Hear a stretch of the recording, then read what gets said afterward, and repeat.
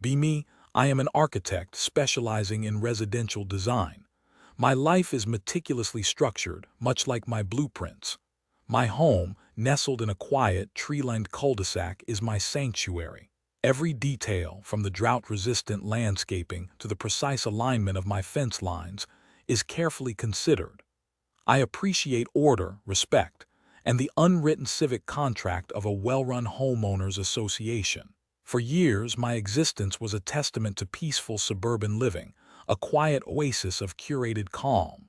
My roses bloomed on schedule, my property taxes were paid early, and my privacy was sacred. Be not me, Chad. He bought the house directly next door, a sprawling, poorly maintained property that had been on the market for too long. Chad was loud, boisterous, and instantly radiated an aura of unearned superiority. His idea of curb appeal involved a rusted-out pickup truck permanently parked on the lawn, and a constant stream of questionable music blasting from his garage. The massive, overgrown oak on his side of our shared property line, a tree I had politely asked the previous owner to trim, became his personal banner of defiance. Within days of his arrival, its branches were laden with leaves and acorns, all destined for my immaculate patio and newly swept walkways. It was a declaration of war, subtle at first but unmistakable. He didn't just move in, he invaded. The initial incidents were minor, almost laughable in their pettiness, yet they revealed Chad's character with stark clarity. I approached him, a pleasant smile on my face, explaining the HOA guidelines regarding overhanging branches and the simple courtesy of keeping one's property tidy. "Hey Chad," I said, "welcome to the neighborhood. Just wanted to mention the oak tree branches. They're really extending quite a bit over the fence onto my side. The HOA usually likes us to keep those trimmed back to the property line. Would you mind taking care of that soon?" He leaned against his doorframe, beer in hand, eyeing me with a condescending smirk. "Ah, the tree. Yeah, I'll get to it, Chief. Lots to do, you know. Moving is a pain." He never did. The acorns multiplied, the leaves choked my gutters, and the moss began to grow on my pristine stonework where his shade dominated. A few weeks later, Chad began a pool installation, a project he'd boasted about to anyone within earshot. His contractors, a motley crew as disorganized as Chad himself, started piling excavation equipment and construction debris on my side of the property line. Concrete mixers, rebar, stacks of plastic piping, a jagged metallic eyesore that encroached nearly 5 feet into my carefully manicured lawn. I found one of his workers using my outdoor spigot without asking. This time, my tone was firmer. "Excuse me," I addressed Chad, who was supervising with a lukewarm can of soda.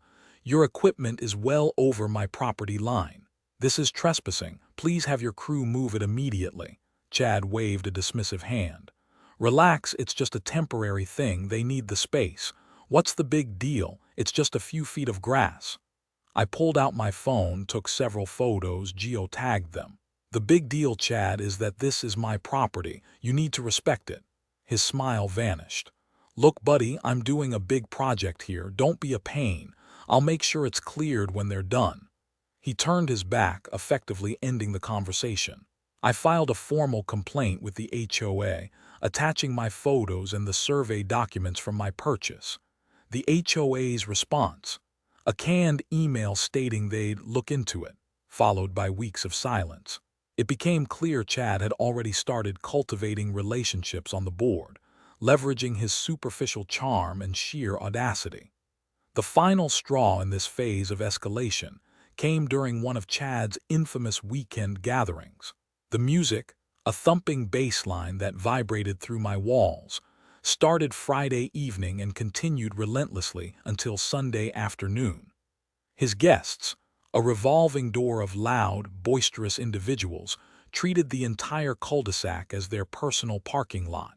My driveway, usually sacrosanct, was repeatedly blocked by oversized SUVs and pickups, forcing me to park several houses down. I counted 3 separate instances of his guests actually walking through my front yard, trampling my flower beds, rather than using the sidewalk. At 2 a.m. on Saturday, after attempting to sleep through yet another ear-splitting rendition of some pop song, I called the non-emergency police line. Nothing happened. The party raged on. The next morning, fueled by a potent blend of sleep deprivation and growing resentment, I took more photos and videos, documenting the noise, the parking violations, and the trampled flora. I sent another HOA complaint, detailed and unequivocal. Chad's retaliation was swift and chillingly passive-aggressive.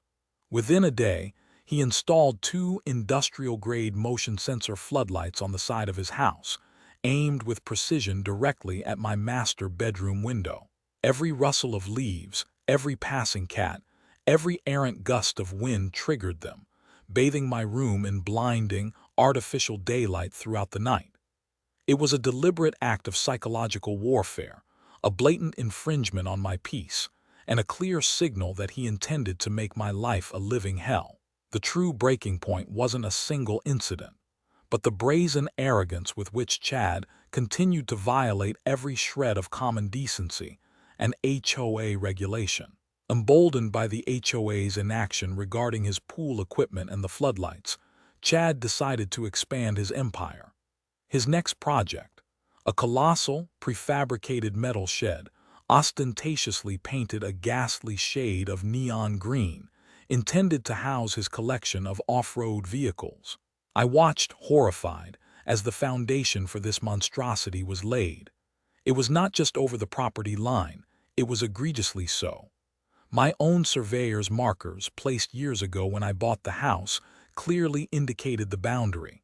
Chad's shed encroached by nearly 7 feet, effectively stealing a significant chunk of my backyard. This wasn't merely a nuisance.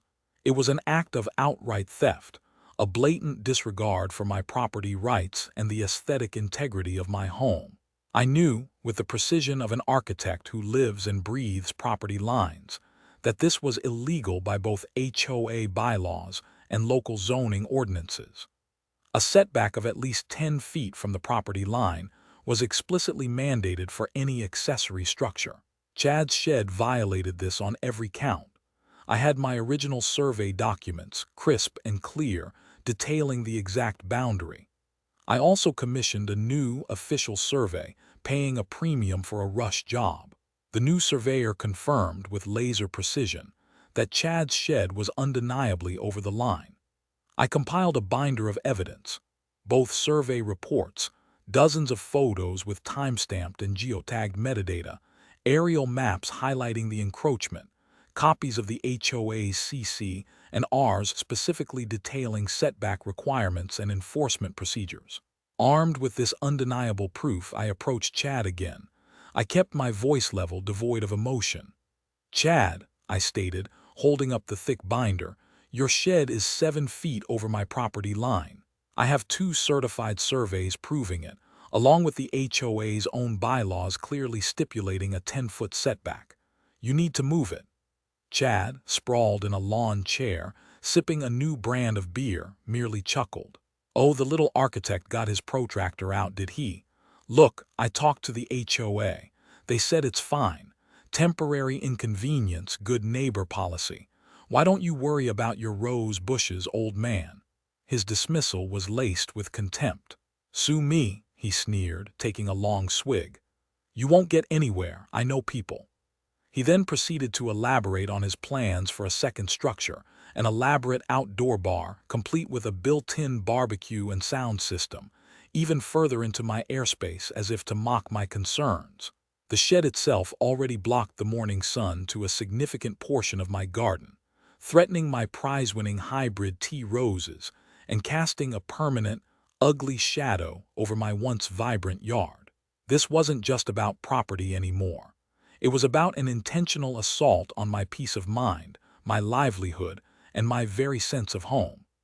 The HOA's complicity, their blatant refusal to enforce their own rules, demonstrated that Chad had successfully subverted the very system designed to protect property owners. They had sided with the bully and in doing so had exposed themselves as equally corrupt. My patience, a well-tended garden in itself, had withered and died. It was at this moment, witnessing Chad's triumphant construction of his outdoor bar, that I stopped reacting and began to plan. I went quiet. The floodlights continued to flash, the music continued to blare, but I offered no complaints. I trimmed my roses in the shadows of his monstrous shed, cultivated my garden in defiance, and observed. As an architect, I am trained to understand structures, systems, and the precise application of rules. I knew the HOA's CC and R's inside and out, having reviewed them diligently before purchasing my home. I also knew that legal systems, like architectural designs, had vulnerabilities if one understood the underlying principles. My first step was deep research. I dove into municipal zoning ordinances, county property laws, and state statutes concerning homeowners associations. I spent weeks cross-referencing every detail, every clause, every legal precedent. I uncovered something crucial. While HOAs often have broad discretion, they also have a strict fiduciary duty to enforce their own covenants, conditions, and restrictions, CC and RS, uniformly.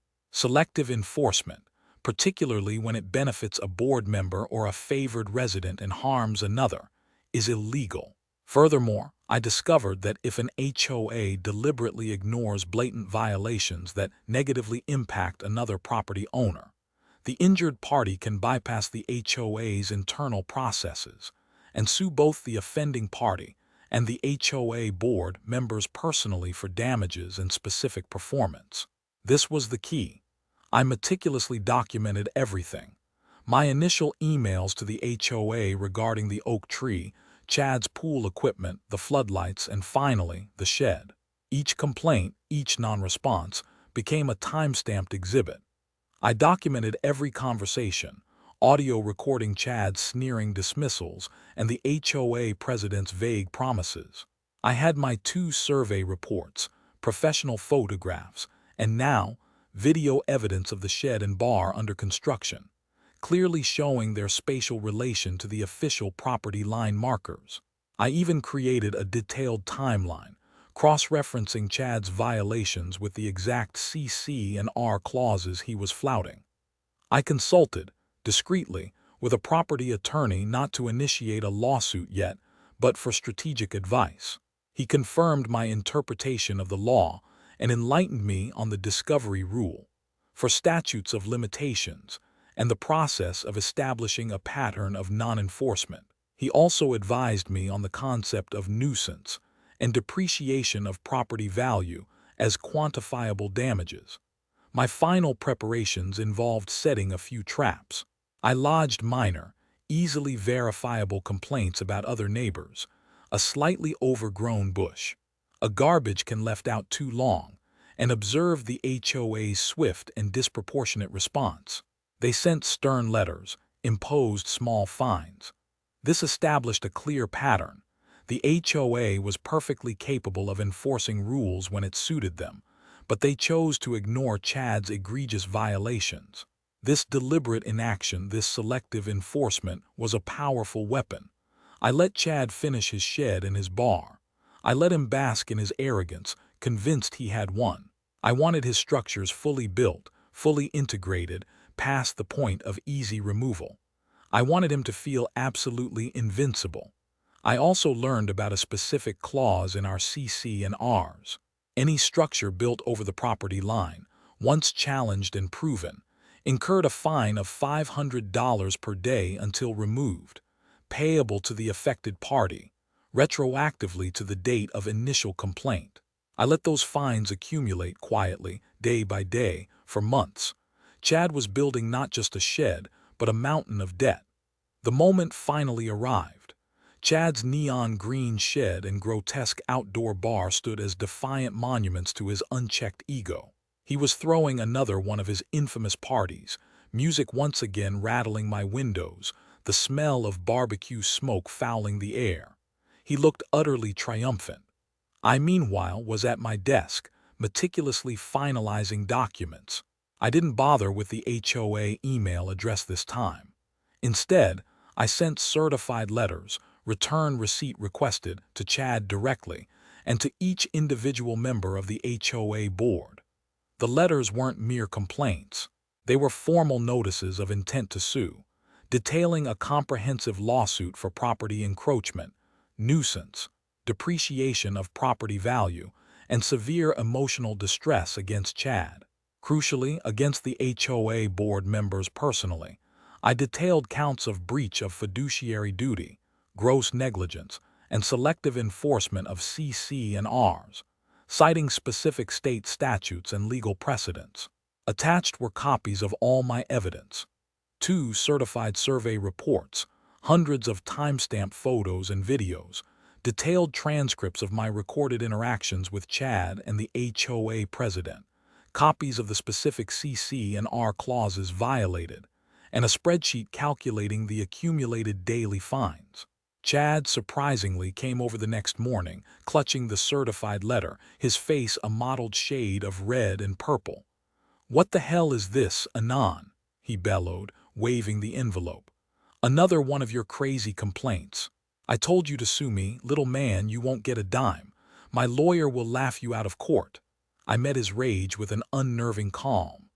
"Actually, Chad," I said, my voice barely above a whisper, "the lawsuit isn't just for you. It's for the HOA and its board members personally. You see, the HOA has a fiduciary duty to enforce its CC&Rs uniformly. By repeatedly ignoring your blatant violations, they've not only allowed you to trespass on my property, but they've also actively contributed to the depreciation of my property value and engaged in illegal selective enforcement. And that clause you ignored, the one about unauthorized structures over the property line, it incurs a fine of $500 per day until removed, payable to the affected party, retroactively to my first official complaint about the shed." Just then, the HOA president, a portly man named Dave who had always been Chad's strongest ally on the board, appeared, sweating profusely, phone clutched to his ear. "Chad, what have you done? My lawyer just called. Our HOA's D&O insurance won't cover personal liability for selective enforcement. They're saying we could lose our houses." His voice cracked with terror. Chad's bravado shattered. He looked from me, standing impassively on my property, to Dave, whose face was a mask of sheer panic. The realization dawned on him. The trap wasn't just for him. It was for everyone who had enabled him. My lawsuit included demands for a permanent injunction to remove all encroaching structures, significant financial damages, all accrued daily fines, and a forced special election for the entire HOA board. It was comprehensive, it was watertight, and it was designed to leave no survivors. The fallout was immediate and devastating. The HOA's insurance carrier, true to their word, refused to cover the personal liability of the board members for selective enforcement. This meant that Dave and the other compliant board members were facing potentially ruinous personal financial exposure. An emergency HOA meeting was called that same evening, a frantic affair where Chad's supporters turned on him like a pack of rabid dogs. Chad was livid, screaming about betrayals, but the board, desperate to save their own skin, was unmoved. They voted unanimously to strip Chad of his board position and, ironically, initiate their own legal action against him for blatant CC&R violations and the accumulated daily fines. Their newly retained attorney made it clear. Anand's case was ironclad, and their best recourse was to demonstrate diligence now by aggressively pursuing Chad. Chad was thus faced with a two-front legal war: my meticulously documented lawsuit for damages and removal, and the HOA's own legal action for penalties and enforcement. His lawyer advised him that the costs of fighting both were astronomical, and his chances of winning, given the evidence, were nil. Chad was forced to agree to a settlement. He would tear down his monstrous shed and outdoor bar at his own expense, pay me a substantial sum for damages and the accrued daily fines, and cover a portion of my legal fees. The HOA, for their part, also settled with me, agreeing to pay their portion of damages and legal fees, and accepting my demand for an immediate recall election. Chad's property value plummeted, scarred by the forced demolition and the legal stigma. His reign of terror was over. Update 1, 2 weeks later. Chad's property is a post-apocalyptic wasteland. The neon green shed is gone, reduced to a forlorn concrete slab and a pile of debris awaiting collection. The outdoor bar is just a memory. My property line is finally clear. The HOA board members, with the exception of one, have all resigned in shame.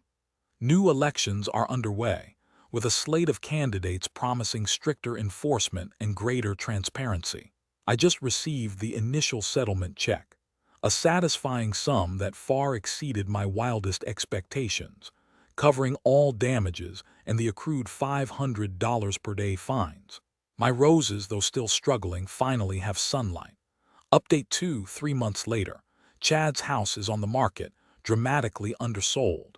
He moved out abruptly, abandoning his grand plans and leaving behind a reputation synonymous with that guy who tried to steal his neighbor's yard and bankrupted the HOA board. The new HOA board, led by a genuinely committed resident, has been incredibly diligent. They've even approached me discreetly, asking for advice on tightening enforcement protocols and revising specific CC and R clauses to prevent future Chads. My quiet life is restored, my garden thriving, and the cul-de-sac once again knows peace. Update 3, 6 months later. A new neighbor moved into Chad's old house. A young couple, quiet and respectful. I watched, with a small, knowing smile, as the husband meticulously trimmed the ancient oak tree's branches back to the exact property line, without ever being asked. He even waved to me and I waved back. The daily fines, I later learned through a small-town rumor mill, had utterly crippled Chad financially, forcing the fire sale. Turns out, you can pay for silence. Be me, a quiet man in a quiet town, proud of my little slice of suburban paradise. 35 years old, software architect for a remote firm, home is my sanctuary. My yard is always immaculate, my garden boxes flourishing. The fence between my property and the large house next door had been there for decades, a sturdy cedar testament to neighborhood peace. I'd even touched it up last spring, stained it perfectly, replaced a few pickets just because I liked things done right. Everything was good. Be not me, Chad. 30-something, too much money, not enough sense. He bought the big house next door a year ago. A loud, flashy type, always revving his sports car, throwing obnoxious parties. From day one, he had an air about him, like the rules didn't apply. His first act of aggression was to demand I pay half to fix our fence, despite the damage clearly being on his side, caused by his own ill-placed sprinkler head. I politely declined, citing local fence laws and the clear demarcation of responsibility. He scoffed, called me petty, and the tone was set. The entitlement started slow, like a drip, drip, drip of irritation. First, it was the construction debris. Chad decided his massive house needed updating, which apparently meant leaving piles of broken drywall and discarded lumber teetering precariously on my side of the property line for weeks.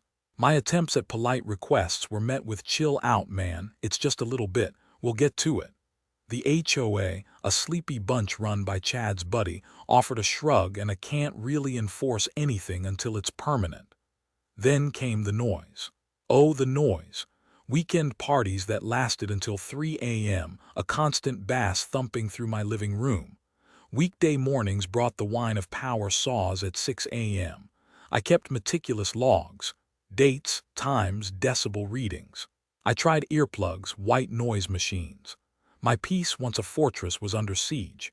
Each polite knock on his door, each carefully worded email, was met with either outright dismissal or a sneering, "Some people just can't handle a little bit of fun, I guess." The second interaction, the true escalation, came when he decided his brand new, sprawling deck wasn't quite sprawling enough. Without a word, his contractors built a significant section of it over my property line. Not by an inch or two, but by a solid 3 feet, extending directly into my prized lavender bed. I walked out one morning to find concrete footings poured where my plants had been. I confronted him, holding my official property survey. "Chad, your deck is 3 feet onto my land." He just leaned against his new, illegally extended railing, sipping a beer. Oh, that? Yeah, well, it was dead space anyway. Adds value to both our properties, right? Don't worry, I'll put some planters there or something. He actually laughed. When I mentioned legal action, he just shrugged. Go ahead. I have lawyers on retainer. You'll spend a fortune and get nothing.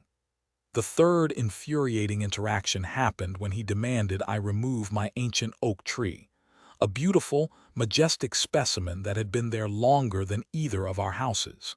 He claimed its roots were cracking his new patio, the very patio that was part of the illegally extended deck. He sent me a formal letter through the HOA demanding its removal, citing potential liability and aesthetic blight. I showed him my arborist's report, confirming the tree was healthy, its roots well-behaved and far from his foundation. He dismissed it with a wave of his hand. Tree goes, or I'll have it cut down myself and send you the bill. The audacity was breathtaking. The breaking point arrived on a Tuesday morning. My pride and joy was a meticulously maintained hedge, a dense, evergreen barrier that provided privacy and sound dampening.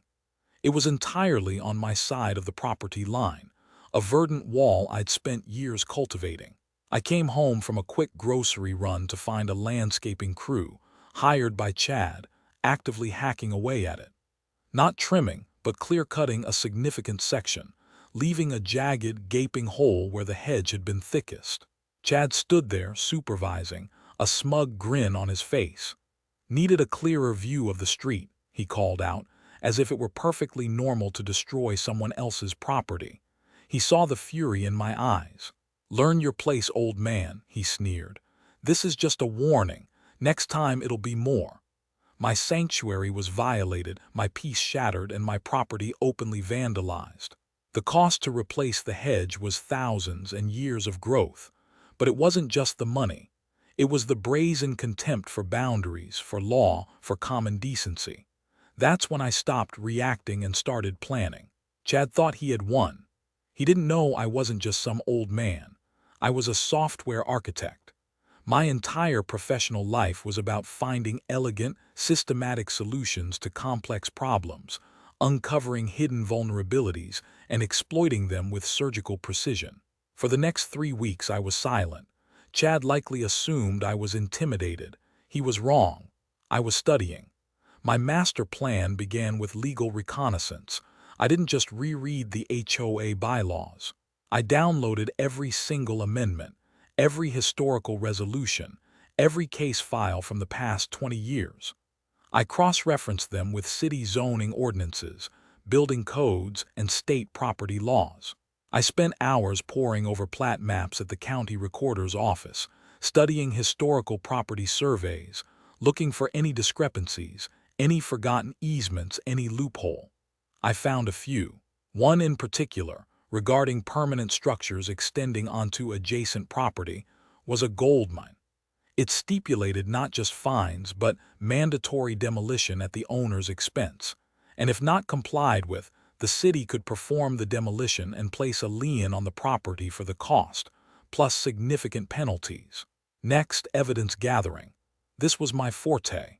I hired an independent, certified land surveyor, not the one the HOA usually used, but one from a different county, known for meticulousness. He spent 2 full days with his team, marking every single boundary point, creating a new, ironclad report with photographic evidence and GPS coordinates. This survey confirmed, beyond a shadow of a doubt, the illegal encroachment of Chad's deck by 3.2 feet onto my land, and his patio by 1.8 feet. I got a detailed estimate for replacing the destroyed hedge, not just a patch, but the entire section to ensure uniform growth. I compiled every single photo and video I had taken over the past year. The debris, the parties, the sound meter readings, the construction of the deck, and finally, the aftermath of the hedge massacre. Each file was time-stamped, geotagged, and backed up in triplicate. I pulled all Chad's aggressive emails, his dismissive texts, even the HOA complaint he filed against my tree. Then, I identified the key players, the city's Department of Planning and Zoning. Their chief enforcement officer, a no-nonsense woman named Miss Albright, had a reputation for strict adherence to code. I didn't want this to be a neighbor dispute. I wanted it to be a city issue. I compiled a comprehensive dossier: the new survey, the photographic evidence of violations, the specific building codes and zoning ordinances Chad had breached, the property damage estimates. I even included a detailed timeline of my attempts to resolve the issues amicably, complete with copies of my polite communications and Chad's arrogant responses. My revenge was a finely tuned machine, designed for maximum legal impact and minimal personal interaction. I drafted an anonymous tip to the Department of Planning and Zoning, detailing specific code violations at Chad's address. I didn't mention my name or my property. I simply provided the address and a list of specific, verifiable infringements: unauthorized permanent structure encroaching on adjacent property, failure to obtain proper permits for deck extension, violation of noise ordinances, illegal removal of vegetation on neighboring property. I knew Miss Albright would connect the dots once she saw it. My goal wasn't just to make him remove the deck. It was to make him regret ever setting foot in that house. The trap was sprung. 2 weeks later, a city zoning enforcement vehicle parked outside Chad's house. I watched from my window as Miss Albright, a stern woman in a crisp uniform, walked around his property, clipboard in hand, a tape measure extending from her belt. Chad emerged looking annoyed. I saw him gesticulate wildly, trying to charm or intimidate her. It didn't work. Miss Albright took extensive notes, snapping photos of her own. She even walked over to the gaping hole in my hedge and made a note. Chad followed her around, his usual bluster clearly failing against her calm, professional demeanor. 3 days later, Chad was pacing his yard, a thick envelope in his hand. The next day, he barged onto my property, red-faced, that familiar arrogance replaced by a tremor of fear. "You," he spat, pointing a trembling finger. "You did this, didn't you? This ridiculous city report, all these fines. My new deck, they want me to tear it down." I calmly stepped out of my garage, holding a freshly brewed cup of tea. "Did what, Chad? Don't play dumb. This anonymous complaint, the specific details, it has to be you. They're saying I have 48 hours to submit a plan for demolition or face a $100 a day fine, escalating. And the property line, they're saying my whole patio is off."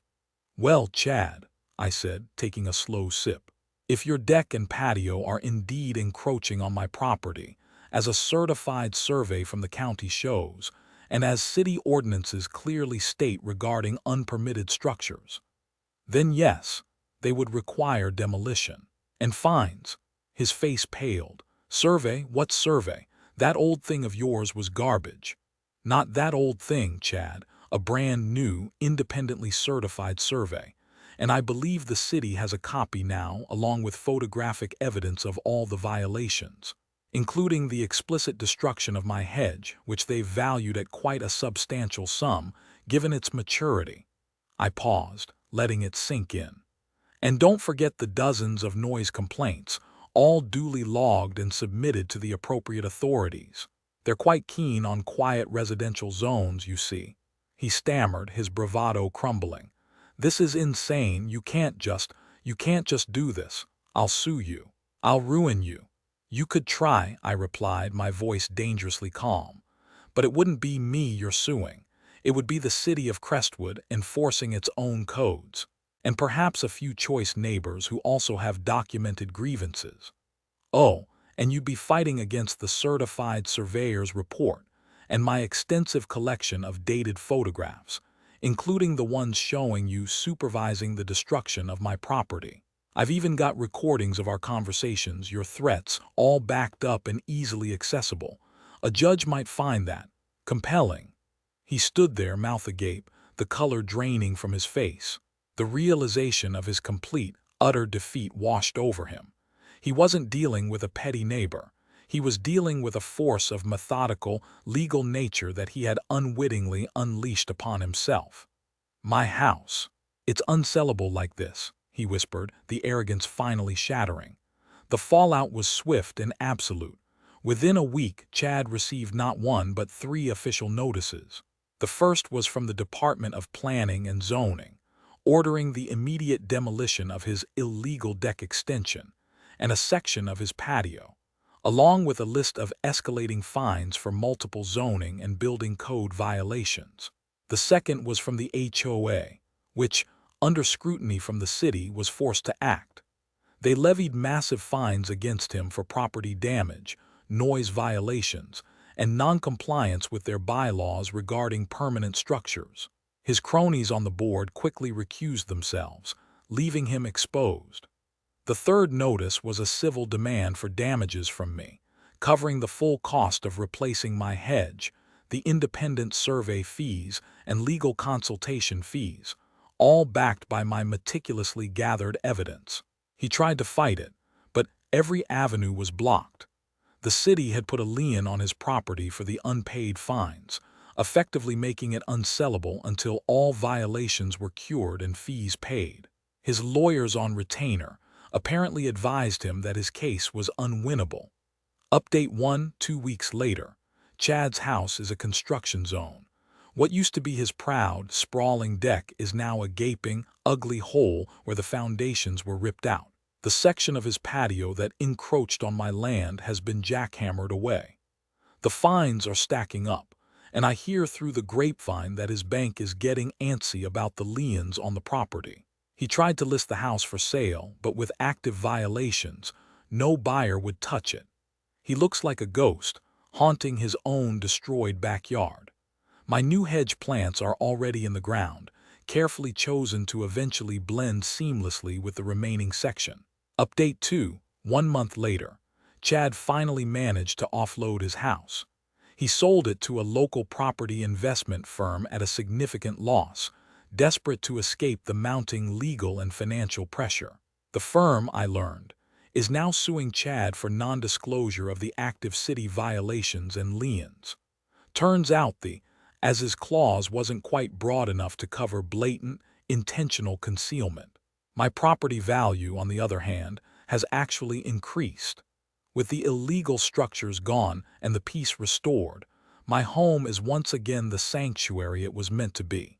I saw Chad driving out of town last week, his sports car packed, his face haggard. He didn't even glance my way. Update 3, 3 months later.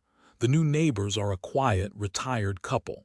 They've already introduced themselves, brought over a pie, and asked if I minded if they trimmed their side of the fence. A breath of fresh air. My young hedge is slowly but surely filling in the gap, and the sound of birds has replaced the drone of construction and the thumping of bass. Chad's legal battles with the investment firm made the local paper again. It seems his arrogance finally caught up with him for good. Funny how property lines, once ignored, can become the walls of your own undoing. Some be me, a true believer in the power of code. My life, my entire professional identity, was poured into building Nexus, an AI-driven data analytics platform.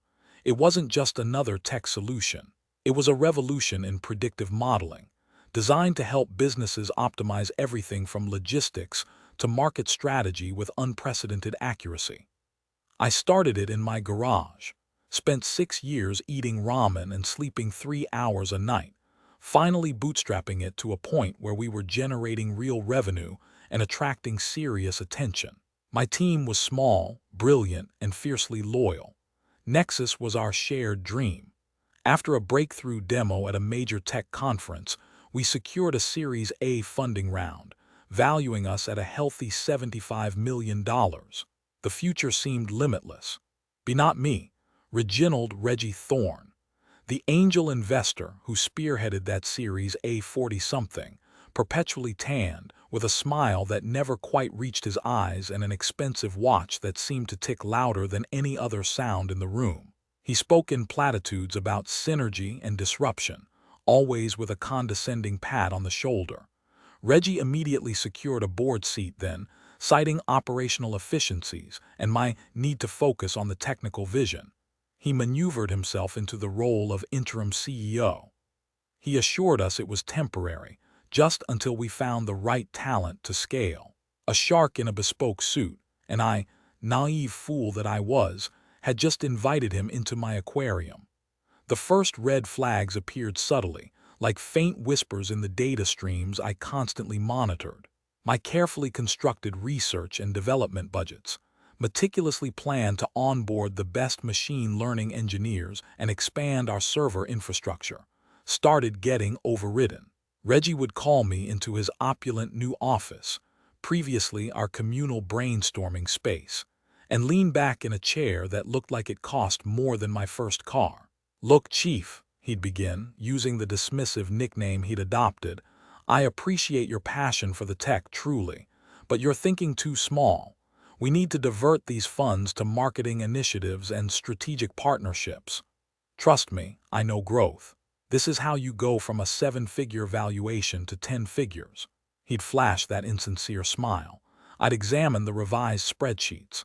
The marketing initiatives involved huge, opaque fees paid to a company called Phoenix Solutions Group. The strategic partnerships were equally vague, funneling money to another entity, Global Nexus Holdings. Both had mailing addresses in obscure tax havens. I'd raise my concerns politely at first about the lack of transparency, the absence of competitive bids, the significant drain on our capital. He'd wave them away. "Just high-level strategy, Chief. You focus on the code. Leave the money to me." Next came the hiring decisions. My team was a lean, mean coding machine, but we needed to scale. I identified brilliant, experienced engineers, data scientists with PhDs, and seasoned project managers. I'd conduct rigorous interviews, present detailed recommendations to Reggie. He'd review my list, then dismiss it with a flick of his wrist. "Too expensive. Not enough culture fit. I've got some associates who are looking for opportunities. Excellent people, very loyal." These associates were a revolving door of Reggie's unqualified friends and family. His nephew, who claimed expertise in viral social media, spent his days posting memes and playing games. His strategic advisor, a former real estate agent, managed to lose a crucial data center contract costing us thousands. They were overpaid, underworked, and actively sabotaged team morale. When I confronted Reggie, detailing the lost productivity and wasted resources, he'd simply shrug. "Growth pains, Chief. You just don't understand corporate synergy. These people bring a certain energy to the office." The final insult, the moment the whisper turned into a shout, was his attempt to dilute our intellectual property. Nexus's core algorithms, the secret sauce of our predictive power, were our most valuable asset. Reggie proposed licensing this technology to a partner company called Venture Innovations LLC for an absurdly low fee, a fraction of its true value. I quickly discovered Venture Innovations LLC was yet another shell company with ties directly to Reggie's personal investment portfolio. It was an outright heist.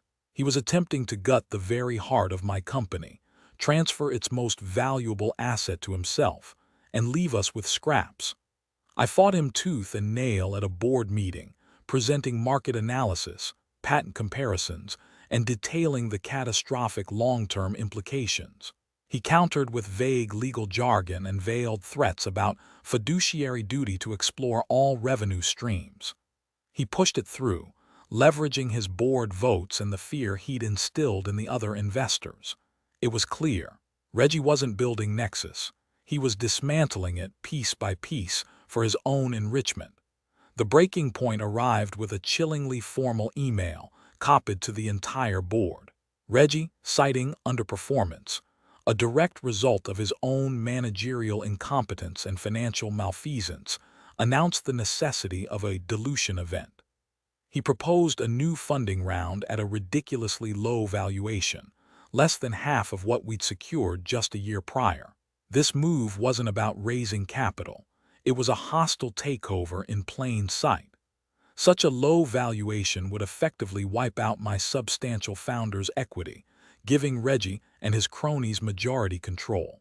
He could then legally strip Nexus of its remaining assets, sell off its technology, or even shutter the company entirely, pocketing the proceeds while I was left with nothing but shattered dreams and a mountain of debt. The email also contained a thinly veiled suggestion that my role as CTO might be reevaluated due to a perceived lack of business acumen. My life's work, my team's livelihoods, my financial future, all hung by a thread, about to be severed by a man who saw me as nothing more than a naive, technical asset to be exploited. He had even drafted the preliminary paperwork for the new funding round, ready to push it through. That was the day I stopped fighting openly.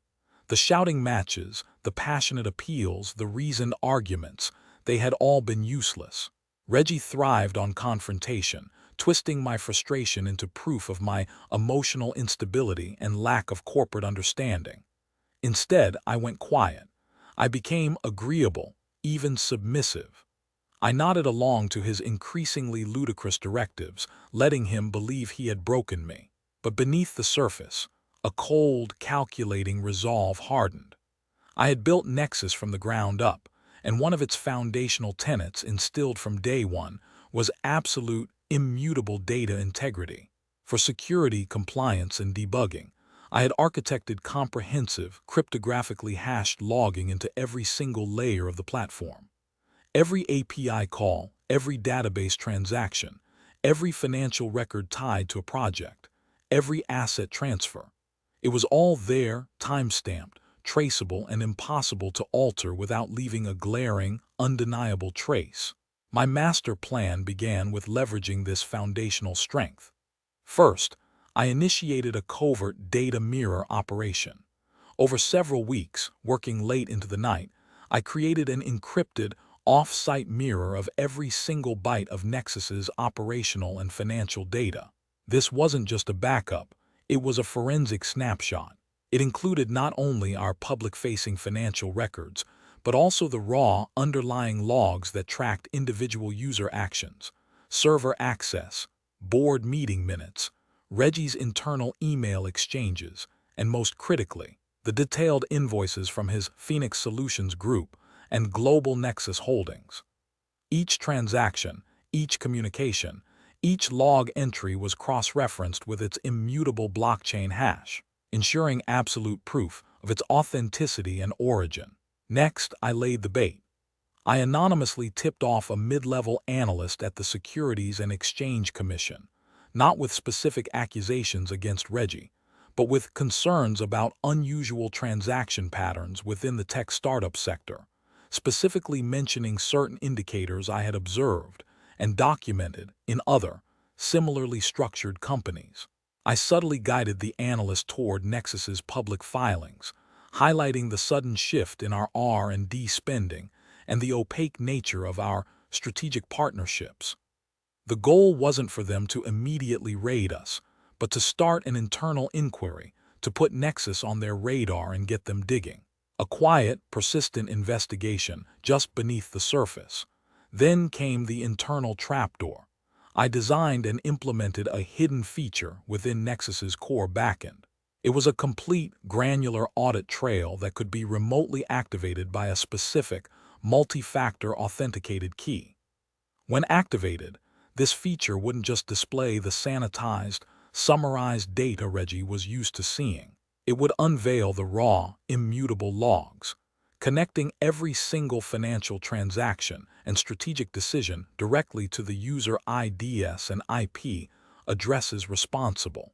It was an X-ray view of every secret Reggie thought he had buried.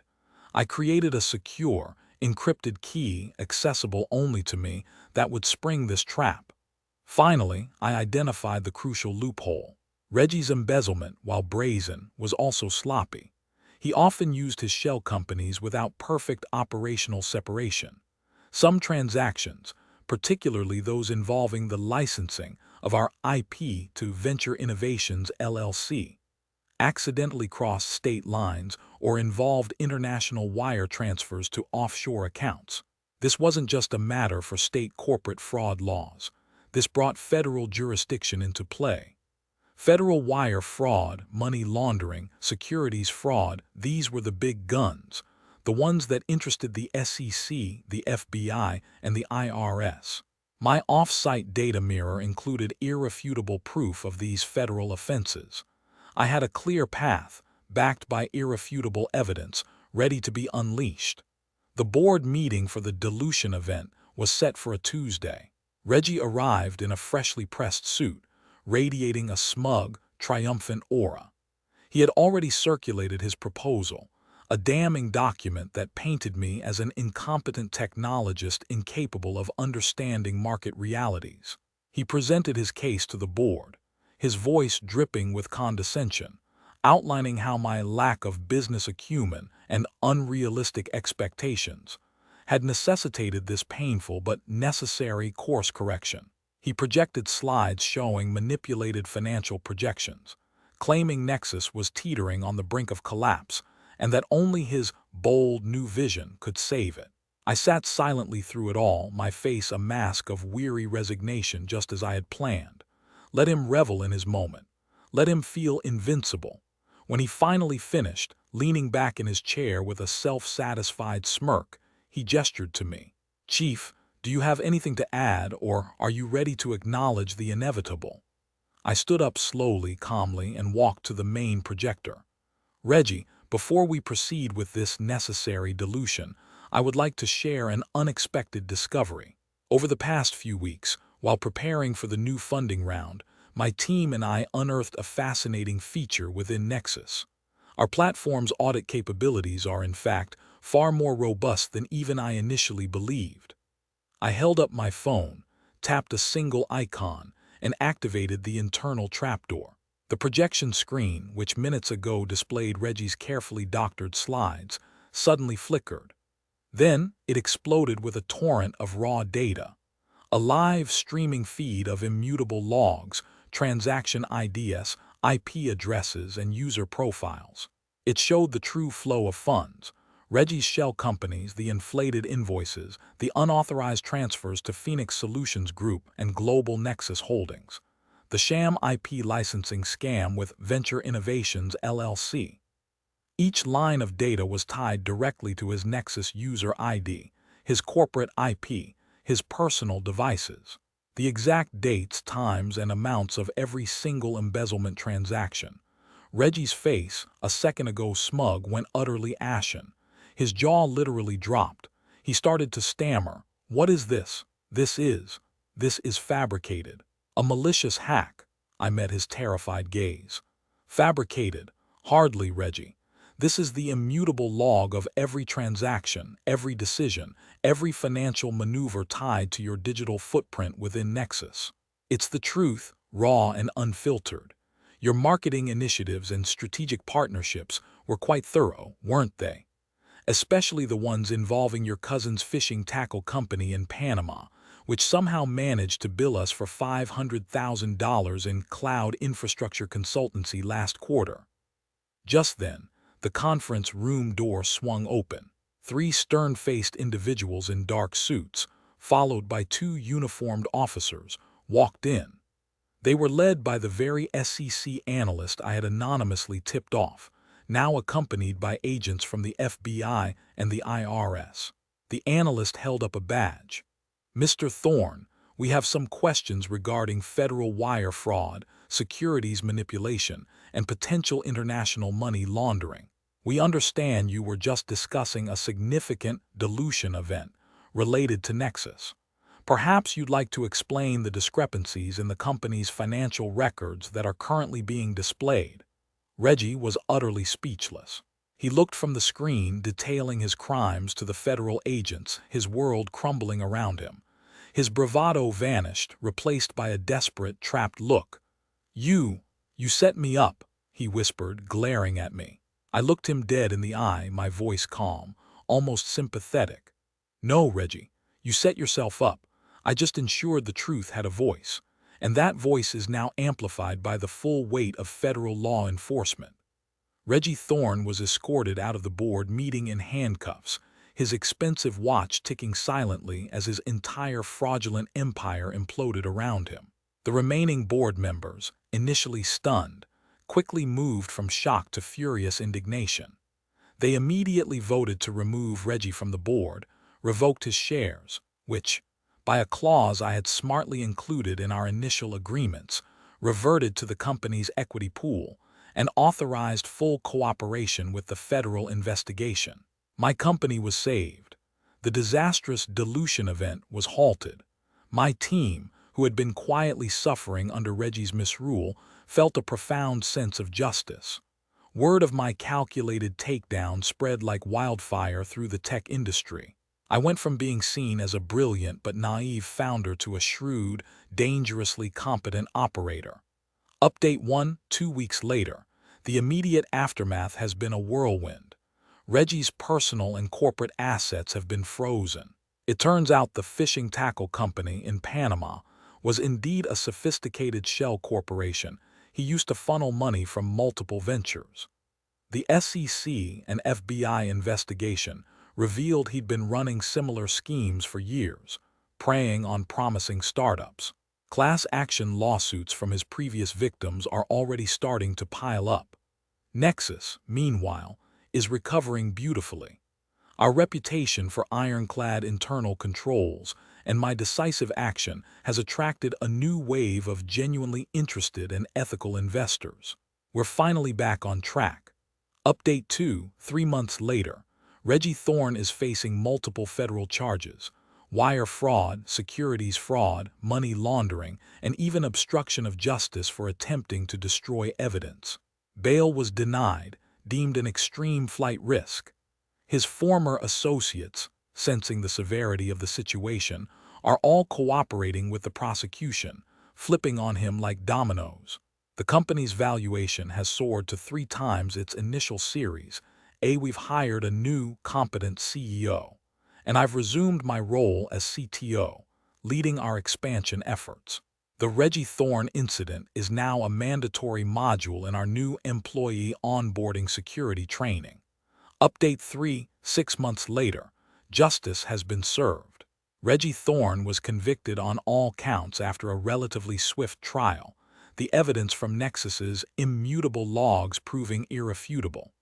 Sentenced to 20 years in federal prison, with no chance of parole for at least 15. All his ill-gotten gains have been seized, his shell companies dissolved, and the funds are being used to compensate his victims. Last week, Nexus went public. I stood on the podium, surrounded by my team, and rang the opening bell on the New York Stock Exchange. The irony isn't lost on me. Reggie, in his greed, taught me the most valuable lesson about corporate vigilance. The platform and the company are stronger than ever because of it. Be me, 37, software architect, bought my first home almost a decade ago. Meticulously chose a quiet HOA community, suburban paradise, large yard. My pride and joy was the custom-built, multi-level koi pond in the backyard, a tranquil ecosystem I spent years perfecting. It was on the original plans, fully approved, and a consistent source of peace. I was the silent, competent type, worked from home, kept to myself, but always paid my dues and followed the rules. My house was immaculate, my lawn pristine, a perfect resident. Be not me, Corinne, 50-something, divorced, newly moved into the HOA community just 3 months ago. Bought the big corner lot 2 streets down. Immediately ran for HOA president, promising change and improvement. She won, probably because no one else cared enough to run. She was a tornado in sensible shoes, convinced she was the arbiter of taste and order for every single property, not just her own. Her house, surprisingly, was never quite finished with its upgrades. Constant construction noise, random piles of materials. But my house, my perfect, serene home, became her personal crusade. Her reign of terror began subtle, a friendly flyer about community standards. Then an email, concern regarding water features. No names, just a general warning. I ignored it, knowing my pond was grandfathered in and fully permitted. It was a well-documented part of the property when I bought it, decades before Corinne graced us with her presence. Then came the first official notice. A polite but firm letter about excessive water usage from my koi pond, citing an obscure, newly interpreted environmental clause. They demanded a full, expensive audit of my pond's water consumption, along with a steep, quarterly environmental impact fee, if I didn't comply. This was a violation of the existing bylaws and clearly aimed at me. My pond was a closed system, minimal evaporation. It was pure harassment. I sent a calmly worded, meticulously referenced email back to the entire HOA board, quoting chapter and verse from the original bylaws, state water regulations, and my property deeds. My pond was legal, efficient, and none of their business. The fee was dropped, but I knew I'd won only a skirmish. Karen had taken notice. The escalation continued. 2 weeks later, another letter. This time it was about my landscaping. Specifically, the carefully cultivated patch of native wildflowers and drought-resistant succulents I had installed along the front perimeter. It was beautiful, ecologically sound, and a haven for local pollinators. Karen's letter called it untidy and nonconforming to neighborhood aesthetics, demanding I rip it all out and replace it with standard issue turf grass within 30 days or face a daily fine of $50. This was particularly infuriating because she herself had a massive, half-finished rockery in her front yard, covered in tarps and construction debris. Hypocrisy radiated from her like cheap perfume. I attended the next public HOA meeting. Karen, perched at the head of the table, held court. When my agenda item came up, she immediately cut me off, her voice dripping with condescension. "Mr. Peterson," she began, a sneer twisting her lips, "we understand you feel your unique landscaping choices are superior, but the community has spoken. We want uniformity. We want curb appeal." I held up the certified letter from my landscape architect, attesting to the aesthetic and ecological benefits, and more importantly, providing the original HOA approval for the design from 8 years prior. "Madam President," I said, my voice steady, "this design was approved. It predates your tenure. Furthermore, the bylaws define standard turf grass as an option, not a mandate." Karen's face hardened. "Rules can change, Mr. Peterson. And frankly, your interpretation of community aesthetics is clearly at odds with the current board's vision." She then pivoted, without a beat, to praise another resident's recent, identical community standard lawn conversion, paid for, coincidentally, by her brother's landscaping company. It was a blatant conflict of interest and a thinly veiled insult. I felt the slow burn in my chest. My blood pressure probably spiked, but I said nothing further, simply nodding and taking notes. The fine was upheld. I would appeal it again, but the message was clear. She wasn't interested in rules. She was interested in power and in making an example of me. The breaking point arrived with a flourish of malicious intent. I received a certified letter from the HOA. Not a fine this time. It was an urgent community improvement notice. The HOA, under Karen's visionary leadership, had voted to approve a mandatory community green space expansion. This expansion, she claimed, would involve acquiring a small, irregular strip of land from several properties adjacent to the main park area. My backyard, it turned out, bordered this very park. The letter stated that my koi pond, along with a portion of my carefully manicured backyard, fell squarely within this proposed expansion zone. The HOA was giving me 60 days to voluntarily surrender that portion of my land, including the pond, for a nominal compensation. If I refused, they threatened eminent domain proceedings, citing a newly amended bylaw that gave the board unprecedented authority to seize property for community benefit. This wasn't just a fine. This wasn't just aesthetics. This was an outright assault on my property, my sanctuary, my peace of mind. The koi pond wasn't just a water feature. It was a deeply personal project, a living work of art that had brought me immense joy and solace. Losing it and a significant portion of my yard was unthinkable. The nominal compensation was a joke, nowhere near the value of the land or the pond. I looked at the letter, my hands shaking. Karen wasn't just trying to annoy me anymore. She was trying to destroy a part of my life. This was war. The initial shock gave way to a cold, hard resolve. I was not reactive by nature. I was methodical. I was patient. I was a software architect. My job was to untangle complex systems, identify vulnerabilities, and build robust solutions. Karen had just become my most challenging project. I was no longer interested in appealing fines. I was going to dismantle her, piece by piece. My master plan began with data. I started digging. My access to the HOA portal was limited to basic information, but I knew how to find the cracks in the facade. First, I filed a formal request, citing state laws on homeowner association transparency, for every single document related to the HOA's operations for the past 5 years.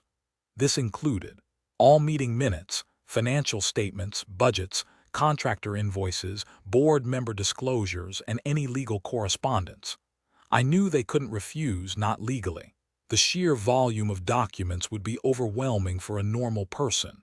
Not for me. I set up a dedicated project on my home server. Every scanned document, every PDF, every email attachment was cataloged, authored, and indexed. I built a custom search and cross-referencing tool. I was looking for patterns, anomalies, discrepancies, and they were there, hidden in plain sight amidst thousands of pages of mundane reports. The first flag: Karen's brother's landscaping company, Greentext Solutions. Their invoices were everywhere, for everything from routine lawn care to the community standard turf conversion she pushed. The amounts were consistently higher than bids from other, more established companies. I found 3 specific instances where Greentext Solutions billed the HOA for services never rendered, or for materials that never arrived. One invoice for a seasonal fountain installation in the main park described a custom bronze statue and advanced filtration system. The park fountain was, and always had been, a simple, prefabricated concrete bird bath. The cost difference was staggering. Second flag: the community green space expansion. The bylaws clearly stipulated a 2/3 majority vote by all homeowners for any land acquisition or sale, especially involving private property. Karen's notice referenced an amended bylaw and a board vote. There was no record of a community-wide vote.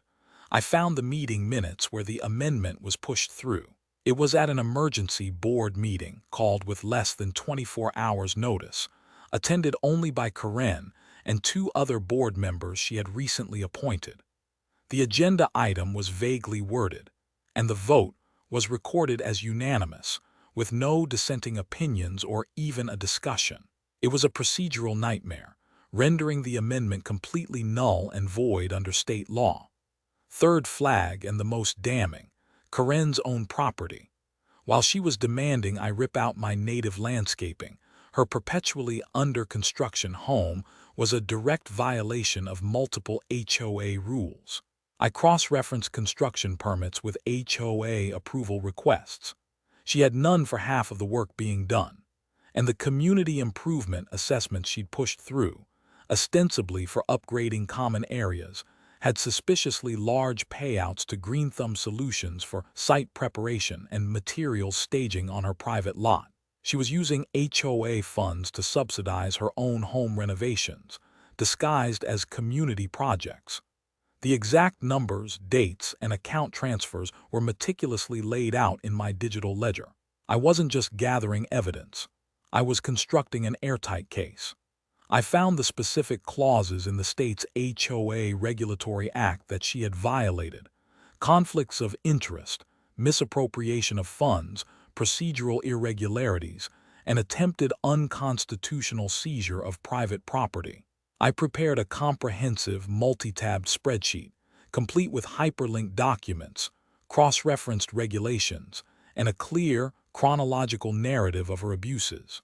I then reached out to a pro bono legal aid society that specialized in homeowner rights. They took one look at my organized mountain of evidence and immediately assigned a senior attorney to my case. They loved the meticulous nature of my documentation. They saw a slam dunk. The trap was set. I called for a special HOA meeting, not through Karen, but through the official channels I'd uncovered for a homeowner-initiated meeting, citing urgent matters concerning governance and financial impropriety. The meeting was mandatory for all board members. I even ensured a public notice was sent to every homeowner, hinting at serious disclosures. The day arrived. Karen strode into the meeting room, a triumphant smirk on her face. She probably thought I was going to beg. She took her seat, flanked by her two loyal board members. The room was packed, more homeowners than I'd ever seen at an HOA meeting. My attorney sat quietly in the back, observing. Karen pounded the gavel. "Good evening, everyone. Mr. Peterson has called this meeting to discuss." "What exactly, Mr. Peterson?" "Another appeal for your wilderness garden," she chuckled, a few sycophants joining in. I stood, holding a sleek tablet connected to the projector. "Actually, Madam President, this meeting is to discuss your presidency." My voice was calm, utterly devoid of emotion, "and the financial health of our community." Her smirk wavered. "What nonsense is this?" "It's not nonsense, Karen. It's evidence." I projected the first slide, a side-by-side comparison of the HOA budget and Green Thumb Solutions invoices, highlighting the exorbitant charges and unverified services. "This is an invoice for a bronze fountain installation in the park, Madam President. Cost, $23,000. Perhaps you can explain why the park still has a concrete bird bath and where this alleged bronze fountain is located." Karen's face went pale. Those are preliminary charges for a future project," she stammered, looking around nervously. I clicked to the next slide, a picture of her unfinished rockery. Next to it, an invoice from Green Thumb Solutions for community beautification site preparation, paid for by HOA funds, matching the exact dimensions of her private property. "And this, Madam President, is an invoice for $10,000, paid from our community funds, for site preparation at your personal residence. Can you explain how your private home renovation constitutes community beautification?" Murmurs rippled through the room. That's slander," she shrieked, her composure cracking. I recused myself. There was a vote. "A vote by whom, Karen?" I projected the minutes from her emergency board meeting approving the land seizure. "This board vote, held with 2 members you personally appointed, without proper notice, to amend bylaws and attempt to seize private property, is entirely illegal under state law. My attorney, present here tonight, concurs." I gestured to the back of the room. My attorney gave a small, almost imperceptible nod. Karen's eyes darted to him, then back to the projector screen, where I now displayed copies of my original property deed, the approved koi pond plans, and the state's eminent domain statutes, clearly showing her violation. Her face was ashen. Her 2 board cronies were already shrinking in their seats. "You have systematically abused your position," I continued. "Each word a hammer blow, misappropriated funds, committed multiple conflicts of interest, and attempted to illegally seize private property. You have also knowingly issued fraudulent fines and tried to enforce non-existent or illegally amended bylaws. I have meticulously documented every instance." "This is outrageous," she yelled, standing up, knocking her chair over. "You're a disgruntled resident. This is a personal attack." "It became personal when you targeted my home, Karen," I said, my voice cutting through her panic. "But the evidence isn't personal, it's financial, it's legal. And it's all right here." I pointed to the tablet. "Every transaction, every illegally convened meeting, every attempt to use this HOA as your personal piggy bank and authoritarian playground." The room was silent. Every eye was on Karen, whose face was now a mask of pure, unadulterated terror. She opened her mouth to speak, but no sound came out. She sagged, defeated. Her reign was over. The fallout was swift and brutal. That very evening, after the meeting, the other board members, terrified of being implicated, voted unanimously to remove Karen from the presidency and suspend her from the board entirely. The attorney I brought immediately began compiling the full dossier for both criminal fraud charges and a civil lawsuit to recover the misappropriated funds. The state HOA regulatory body was also notified. Within a week, a provisional board was established. My attorney ensured that all the illegal fines issued against me, and against other residents I had quietly identified, were immediately rescinded. The community green space expansion was scrapped. My koi pond, my home, my peace of mind were safe. Corinne's home, the one she'd been improving with HOA funds, suddenly had liens placed on it. Update 1. 2 weeks later, the new HOA board, much chastened, held an emergency meeting to address the financial discrepancies. The attorney had presented them with the full extent of Corinne's malfeasance. The total estimated misappropriation of funds was over $70,000. Greenthumb Solutions, conveniently, declared bankruptcy shortly after the initial reports came out, but Corinne's assets were being frozen. The community was reeling, but a quiet sense of justice was settling in. My email inbox, once filled with Corinne's nonsense, now had sincere apologies from the new interim board members. My landscaping remained. My pond flowed. Update 2. 6 weeks later, Corinne was facing multiple charges of fraud and embezzlement. Her home was being foreclosed upon to repay the HOA. She apparently tried to flee the country but was stopped at the airport. Her reputation, both within the community and professionally, was utterly destroyed. The HOA was working on implementing new, stricter transparency rules and term limits for board members. My attorney informed me that the Legal Aid Society had found several other HOAs where Corinne had pulled similar stunts, though none as egregious. She was a serial abuser of power, finally caught. Update 3. 3 months later, the HOA community held its first truly free and fair election in years. A new board was elected, comprised of sensible, community-minded individuals. They immediately voted to repeal the community green space expansion bylaw that targeted my property and officially reinstated my koi pond and native landscaping as exemplary models of community biodiversity. Corinne was last seen living in a small, rented apartment across town, unable to even afford the standard issue turf grass for her tiny patch of lawn. My pond is still there, sparkling under the sun. The fish are thriving. My peace is finally restored. Sometimes the quiet ones are the ones you should fear the most. A mid-sized tech firm, Innovacorp. Been here over a decade, built half the network myself. I know every server, every router, every database schema like the back of my hand. My job is to make sure the digital bloodstream of this company runs perfectly, securely, and silently. I live in the shadows of the server room, an unseen guardian of the gigabytes. My calm demeanor hides a mind that can trace a single packet across continents or dissect a complex financial ledger with equal precision. I am the quiet force that keeps the lights on and the data safe. Be not me. Brad, the new vice president of sales, imported from some fly-by-night startup that mysteriously imploded. A shark in a cheap suit, slick-back hair, and a smile that never quite reached his eyes. He arrived with a thunderclap of self-promotion and an air of absolute entitlement. From day one, he viewed the company, its resources, and its people as his personal piggy bank and stepping stones. His introduction email talked about disrupting paradigms and synergistic growth, but his actions immediately screamed corporate raider. It started subtly, an uptick in expedited vendor invoices, a sudden interest in obscure market research firms, always with Brad's name at the top of the request form. I saw the first tendrils of his scheme unfurl almost instantly. He wasn't here to grow Innovacorp. He was here to bleed it dry. The escalation started quietly, a low hum beneath the surface of daily operations.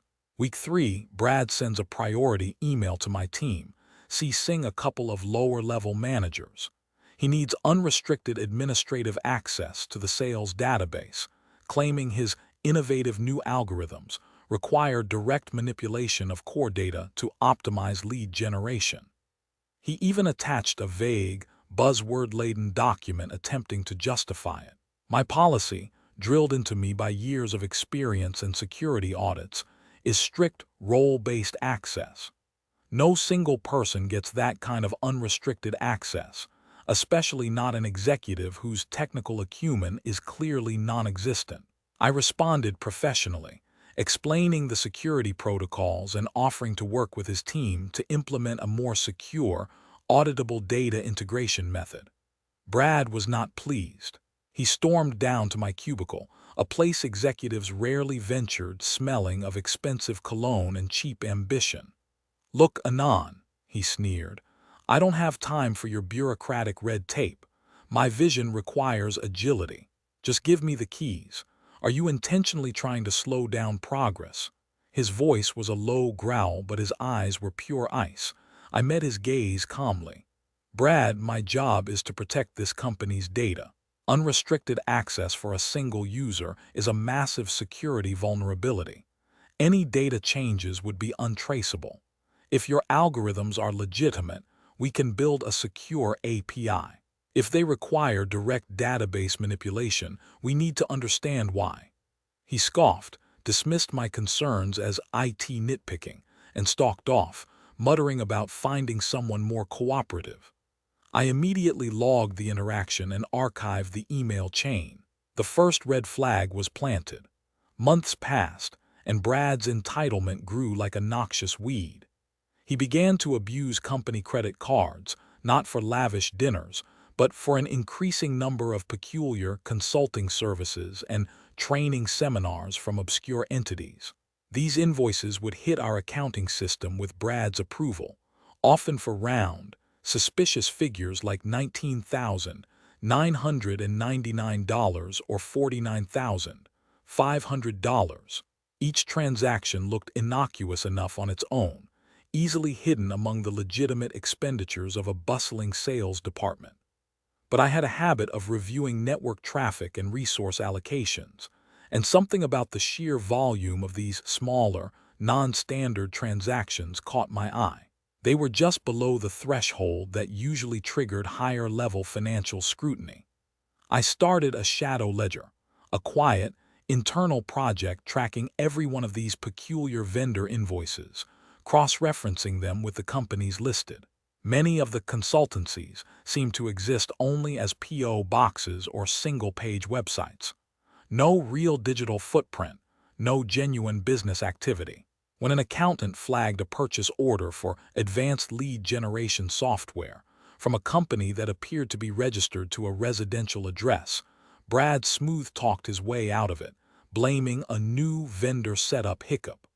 He even managed to have the accountant reassigned. He was building a network of phantom companies, meticulously crafting them to siphon off funds. I documented every single step, every approval, every company name, quietly creating my own separate database. I was an archivist of his deceit. The final insult, the point of no return, came during a critical system migration. We were upgrading our entire CRM infrastructure, a project that required intense coordination across departments and a freeze on all non-essential data changes. Brad, however, insisted his Q4 sales surge initiative needed real-time data from the old system, migrated immediately and exclusively to a private, secure server he claimed to have procured. He bypassed standard channels, going straight to the CEO with a fabricated emergency, suggesting any delay would cost the company millions. The CEO, pressured by sales numbers Brad had artificially inflated, approved a temporary bypass, much to my team's dismay. I was tasked with implementing this absurd and dangerous deviation. When I explained that building a separate, insecure data pipeline during a migration was a colossal risk, potentially compromising both systems, Brad erupted. He called me into his office, no longer bothering with polite pretense. "Listen, Anon," he snarled, leaning back in his chair with a predatory smirk. "I've heard you've been a stick in the mud with these requests. My success is Innovacorp's success. Your job is to facilitate, not obstruct. If this private server isn't configured by end of day, and if my data isn't flowing, I'll make sure you're looking for new employment by the end of the week. And I'll frame it so neatly, HR will think you sabotaged the migration yourself. I know where you live, I know what files you access. Don't test me. That was the breaking point. The veiled threats, the subtle intimidation I could endure. But a direct threat to my career, backed by a clear intention to frame me for a data breach of his making, ignited a cold, calculating fury. He wasn't just stealing from the company. He was threatening my livelihood, my reputation, everything I had built here.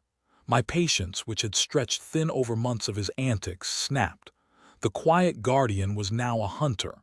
His error wasn't in threatening me. It was in thinking I was weak or easily cowed. He had just declared war on the wrong systems architect. The master plan began that night, not with anger but with precision. I worked late, fueled by grim determination. Brad had made a critical mistake in his attempt to frame me. He had mentioned files I access. This told me he was trying to connect me to a specific set of data, or perhaps a server misconfiguration. Brad's private, secure server was a sham, of course. It was an off-site, unmanaged VPS he'd rented, routing InnovaCorp data through it to a shell company he controlled. This would allow him to siphon a copy of our customer database and sales projections, then potentially sell it or use it to launch a competing venture with InnovaCorp's intellectual property. I had already suspected something similar when he demanded the bypass. My team, under my direction, had installed a specific hardened logging agent on the temporary bypass tunnel. This agent, configured to report directly to a highly encrypted, air-gapped server in my personal lab at home, captured every single packet, every source and destination IP, every user credential attempting to authenticate through Brad's rogue server. It recorded file hashes and transfer sizes. Brad thought he was operating in the dark. He was actually broadcasting his every move directly to me. I also escalated my review of his financial transactions. Using my administrative access, which was fully compliant with my job description for security audits and system diagnostics, I began to correlate his ghost companies with the money trails. I found a clear pattern. The shell companies were routing funds through a series of offshore accounts, then consolidating into a few specific accounts in the Cayman Islands, all linked back to an individual with the same unusual last name as Brad's wife's maiden name. I cross-referenced this with public property records and found several luxury real estate purchases made in that name over the past year, far exceeding Brad's legitimate salary. I also dug into his communications. While I couldn't access his personal emails, I could monitor network traffic patterns from his company devices. I found unusually large, encrypted data transfers to specific external IPs, correlating directly with the market research invoices. I also found that his private, secure server was actively attempting to create a remote backdoor into our new CRM system, something I had already sandboxed and contained, allowing me to observe his efforts without risk. Every login attempt, every failed exploit, every data push, all logged, time-stamped, and perfectly attributed. My dossier grew into a mountainous pile of irrefutable evidence. Server logs, network captures, financial transaction records, corporate credit card statements, property deeds, and screenshots of his failed backdoor attempts. I formatted it meticulously, cross-referencing every piece of data. My plan was not to expose him subtly, but to hit him with an avalanche. I created a presentation, designed to be accessible to non-technical executives, outlining the entire scheme from beginning to end, with timelines and clear financial impacts. I was not just building a case, I was building a conviction. I knew the CEO had an all-hands strategy meeting coming up, where Brad was scheduled to present his Q4 sales triumph. That would be the stage. The execution and climax arrived on a Tuesday, during the quarterly executive strategy meeting. The entire leadership team was present, including the CEO, CFO, and several board members. Brad was midway through his bombastic presentation, filled with dazzling but ultimately empty charts showing unprecedented growth, thanks to his revolutionary strategies. He was beaming, basking in the glow of his fabricated success.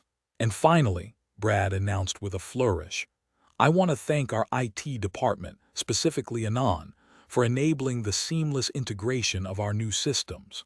Despite some initial, shall we say, challenges, his team ultimately understood the urgency of my vision. He shot me a triumphant, condescending smirk from across the conference table, clearly expecting me to nod along like a good little subordinate. I had arranged with the CEO earlier for a brief security update, slot immediately following Brad's presentation, citing an urgent issue that had just come to light. The CEO, somewhat annoyed by the interruption but trusting my judgment, gave me the floor. I stood up, walked to the projector, and with a click, Brad's glorious, fabricated slide deck vanished, replaced by my own. The first slide was stark: Project Chimera, a case study in corporate espionage and embezzlement. A collective murmur swept through the room. Brad's face went from smug to confused.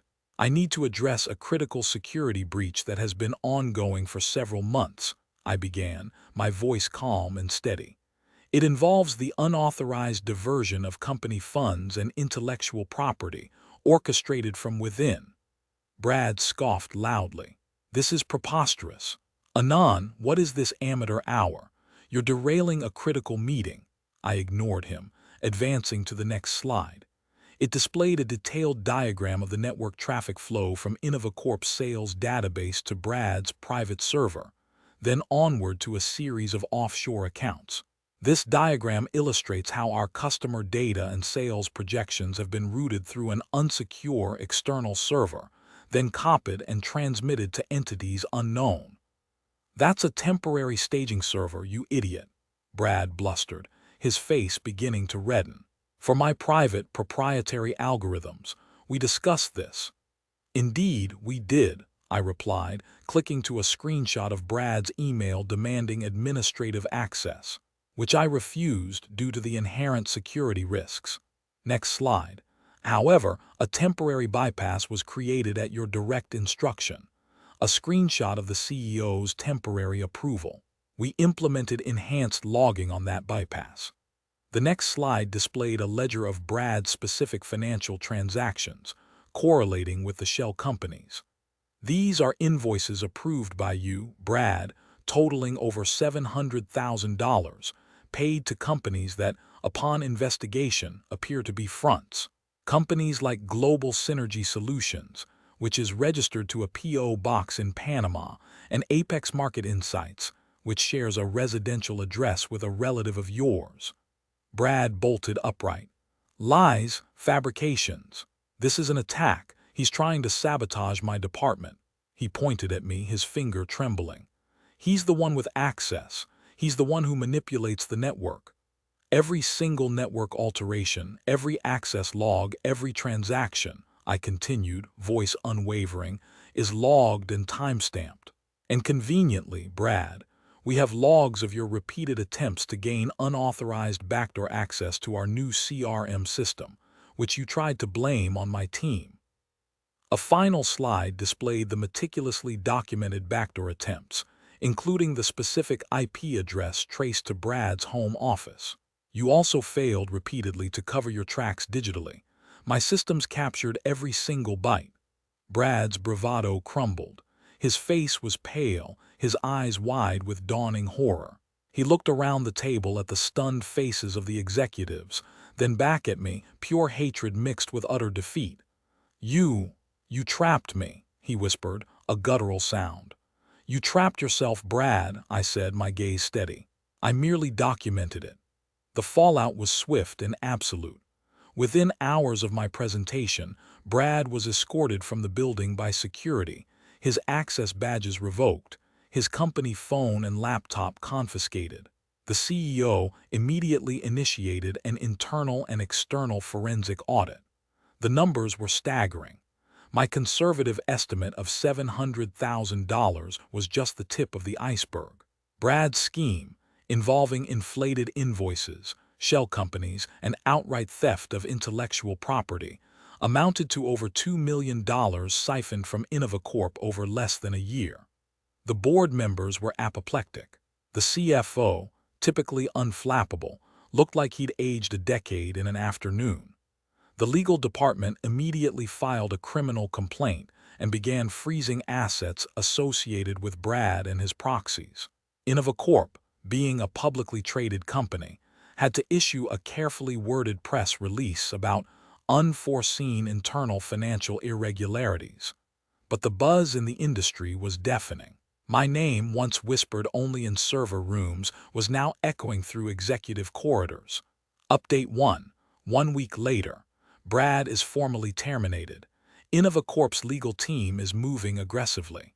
They found even more phantom companies and offshore accounts. The news is starting to leak, albeit cautiously, into local business journals. My team is working overtime, not on maintenance, but on untangling the digital spaghetti Brad created. Every project he touched is being meticulously audited. It's a mess, but at least now we know the enemy.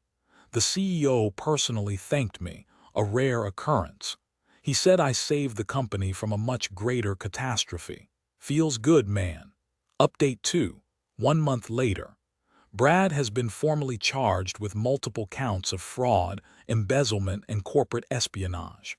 His assets, including several luxury properties and a collection of vintage cars, have been frozen pending legal proceedings. There's a small article in the Wall Street Journal, buried on page B7, about a former tech executive facing serious charges.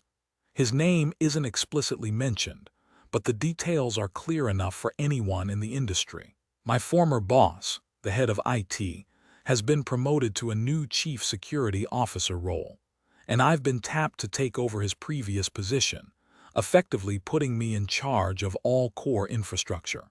Funny how quickly things change when you expose a rat. The quiet guardian is now a very visible one.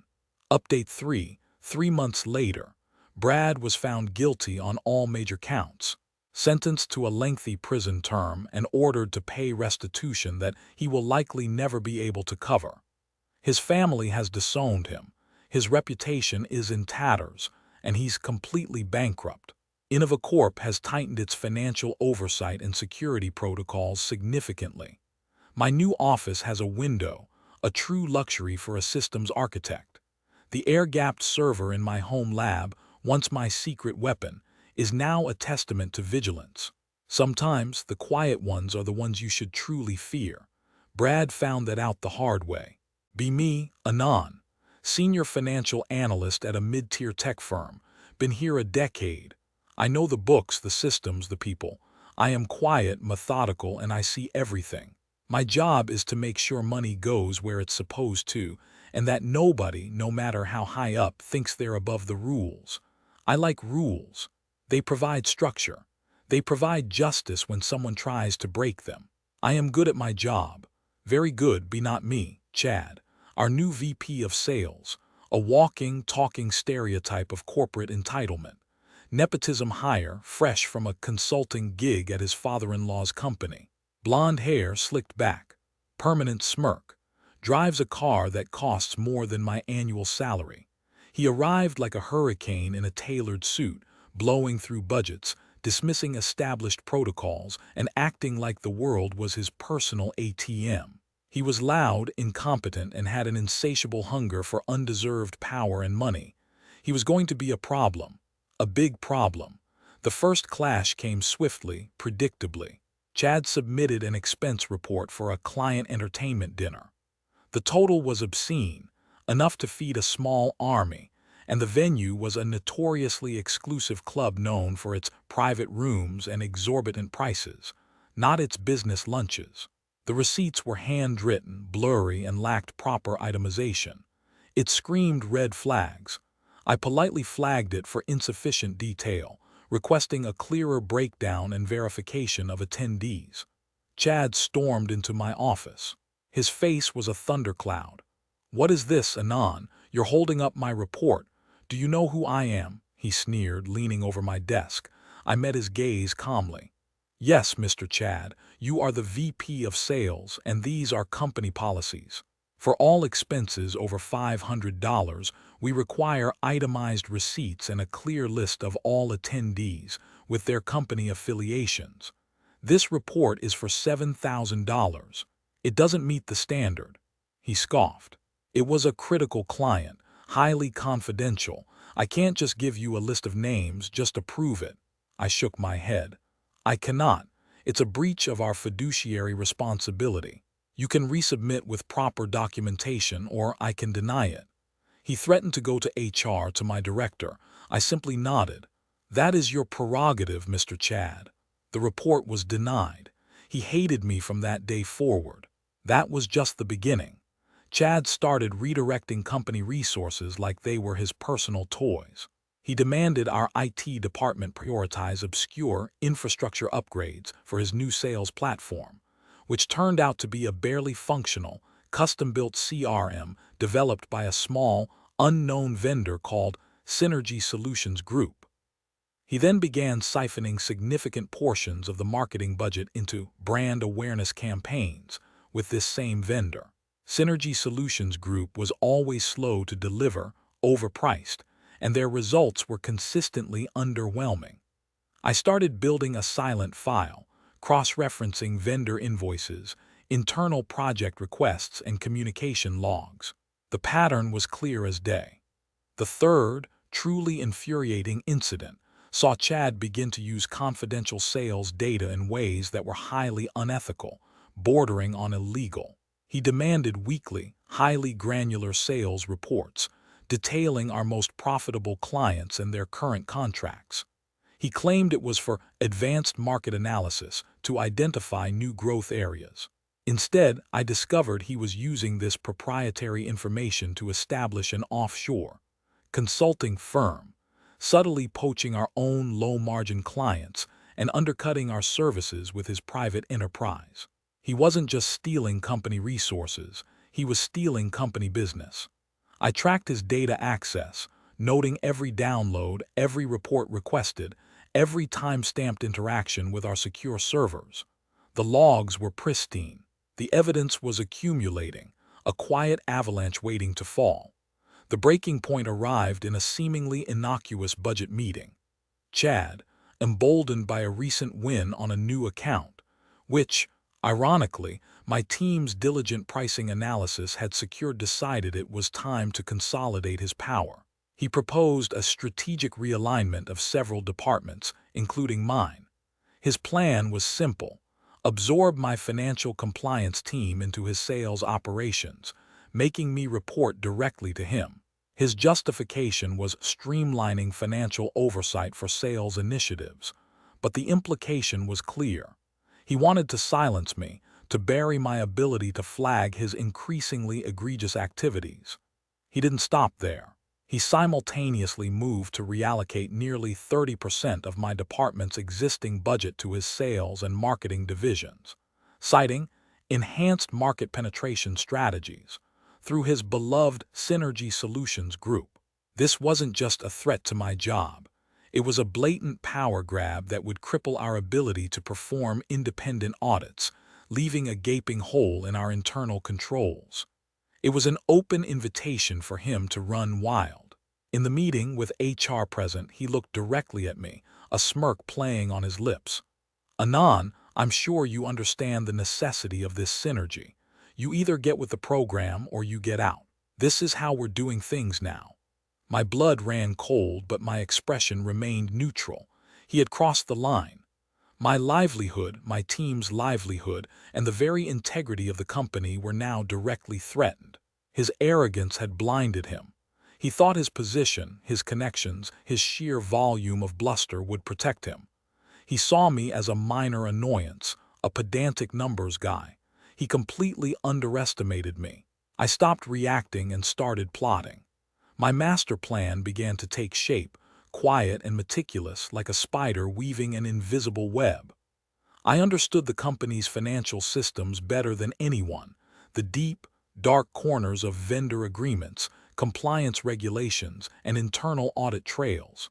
My first step was to solidify my understanding of Chad's shell corporation, Synergy Solutions Group, A few hours on public record databases, and I found it. Registered to a PO box, with Chad's name listed as the sole director and shareholder. His offshore consulting firm was slightly more complex to trace, hidden behind a series of shell companies in jurisdictions known for their financial opacity. But a few late nights correlating specific transaction patterns and IP addresses from company data access requests led me to it. The money trail was subtle, rooted through several layers, but unmistakable once you knew what you were looking for. Payments from our own company to Synergy Solutions Group, then an immediate, significant percentage of those funds routing from Synergy's account into Chad's personal offshore entity. Kickbacks, plain and simple. I leveraged my system access to cross-reference every single one of Chad's expense reports, not just the denied ones, but every approved report, searching for patterns, inflated invoices, or duplicate billings. I pulled IT logs, detailing every confidential sales report Chad had downloaded, noting the time, date, and IP address. I reviewed HR complaints, finding several from disgruntled sales reps who had accused Chad of demanding finder's fees for new accounts fees that were never disclosed to the company. Everything was meticulously documented, dated, and cross-referenced. Each piece of evidence was given a unique identifier, like a case file. I also began creating an ironclad evidence package. Encrypted backups of all relevant data were made, securely stored off-site. I generated time-stamped digital proofs of every document, every log entry, every financial transaction. I even made a few anonymous calls to a trusted lawyer friend, presenting my findings as hypothetical scenarios from a friend in the industry. The legal advice was clear. This was federal-level fraud, potentially involving wire fraud, embezzlement, and breach of fiduciary duty. The consequences for Chad and potentially the company for inaction would be severe. My trap was set. The day of reckoning arrived in the form of a specially convened quarterly compliance review meeting. I had arranged it with the CEO and HR director, framing it as a routine deep dive into financial irregularities I had discovered. Chad was, of course, invited. He strode in, radiating confidence, a smug smile plastered on his face. He clearly expected a perfunctory review, probably thought I was being forced to present his synergies as a success. He sat down, oblivious, his phone buzzing with what I assumed were market updates for his side hustle. "Good morning, everyone," I began, my voice calm, almost detached. "Today, we're going to review some anomalies related to vendor payments and resource allocation, specifically concerning the sales and marketing departments under Mr. Chad's leadership." Chad shifted in his seat, his smile faltering slightly. "Anomalies. Everything's running perfectly, efficiently." "Indeed, Mr. Chad," I replied, bringing up the first slide. It displayed a graph of payments to Synergy Solutions Group, showing a sharp, unexplained increase immediately following his appointment. "Can you explain the sudden, significant increase in contracts and payments to Synergy Solutions Group, especially given their consistently subpar performance evaluations?" Chad scoffed. "They're a strategic partner, cutting edge. You wouldn't understand the nuance of modern sales tech." "Perhaps," I said, moving to the next slide, which showed Synergy Solutions Group's corporate registration details. "But what I do understand are corporate registries. Can you explain why the registered director and sole proprietor of Synergy Solutions Group is listed as Charles Chad Peterson, your full legal name?" The room went silent. The CEO's eyes widened. Chad's face went white. That's a mistake, a clerical error. It's a completely separate entity," Chad stammered, his voice losing its confident edge. "A mistake that has resulted in our company paying your personal company millions of dollars," I continued, unperturbed. The next slide showed documented transfers from Synergy Solutions Group directly to Chad's offshore account, correlated precisely with our payments to his shell company.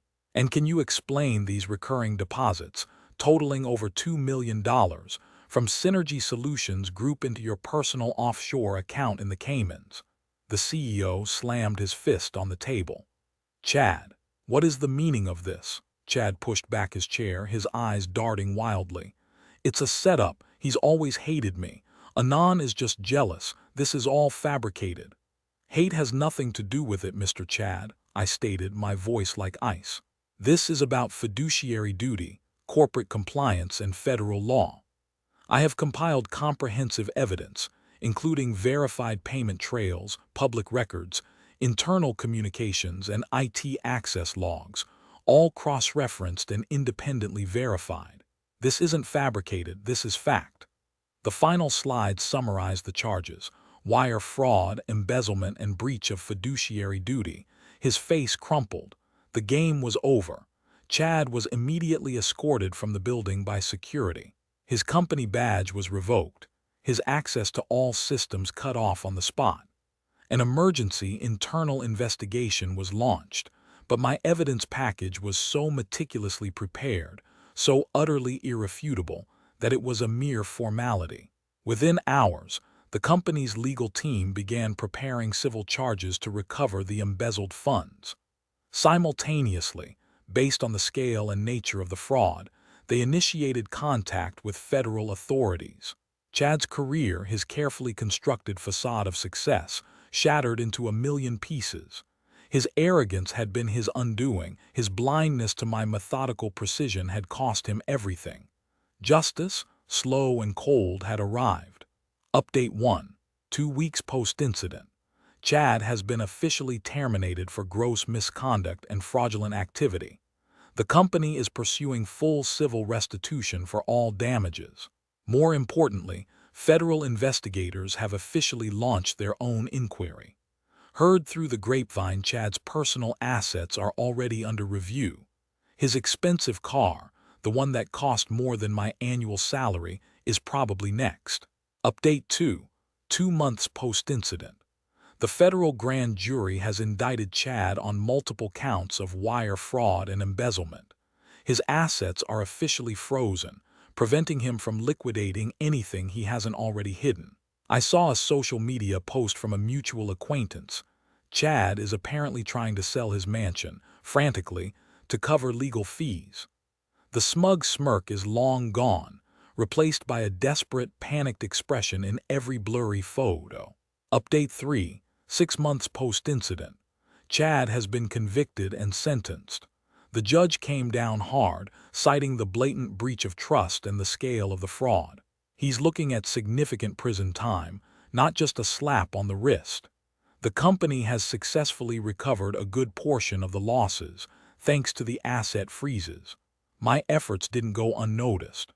I received a significant promotion, now heading the entire financial compliance division, and a generous bonus. My team is thriving, morale is high, and the systems are tighter than ever. Peace and quiet at last.